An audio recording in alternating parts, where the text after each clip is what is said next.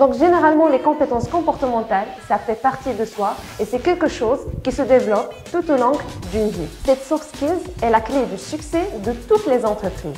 Les bons joueurs d'équipe prennent toujours des décisions qui répondent aux objectifs collectifs et non en fonction de leurs intérêts personnels.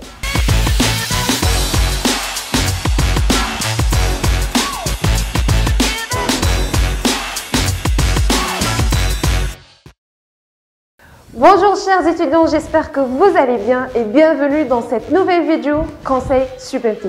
Aujourd'hui, je vais vous parler vraiment de quelque chose de crucial en entretien d'embauche. Ce sont les soft skills, qu'on appelle aussi les compétences douces ou comportementales. Donc tout ce qui a trait à votre attitude et comportement et pas seulement les savoir-être. Alors, souhaitez savoir plus? Suivez-moi jusqu'à la fin.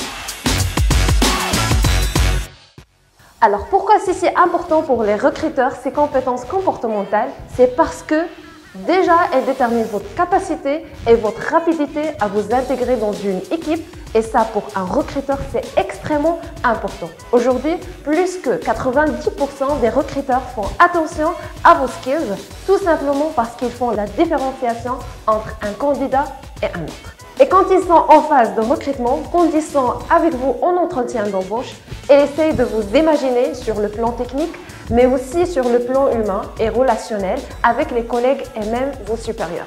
Donc généralement, les compétences comportementales, ça fait partie de soi et c'est quelque chose qui se développe tout au long d'une vie. À la différence des compétences techniques qu'ils peuvent s'acquérir par l'apprentissage et la formation.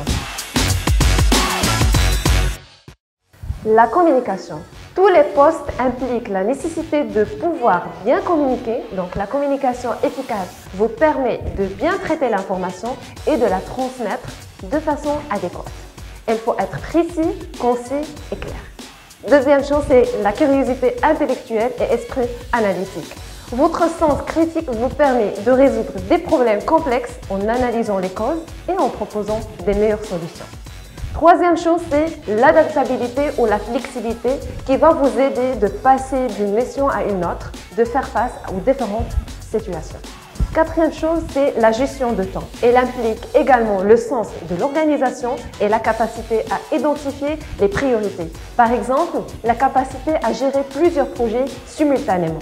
Cinquième compétence, c'est le travail d'équipe ou bien le sens du collectif. Cette soft skills est la clé du succès de toutes les entreprises. Les bons joueurs d'équipe prennent toujours des décisions qui répondent aux objectifs collectifs et non en fonction de leurs intérêts personnels. Donc selon Jérôme Houarou, cite un province africain pour résumer l'idée, seul on va plus vite, mais ensemble on va plus loin.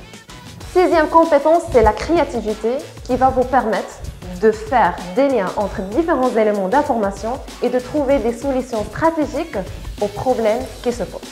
Septième compétence, c'est l'intelligence émotionnelle. C'est d'avoir la capacité de gérer des émotions dans les différentes situations. Donc, les qualités que j'ai citées, vous les possédez sûrement à des degrés variables. Et c'est tout à fait normal. Alors, il faut juste les identifier et essayer de les renforcer. Je vous souhaite le bon courage. N'hésitez pas de nous suivre sur notre chaîne YouTube, Groupe SupMTI et sur nos réseaux sociaux SupMTI officiel et bien sûr sur notre site web supmti.ac.ma.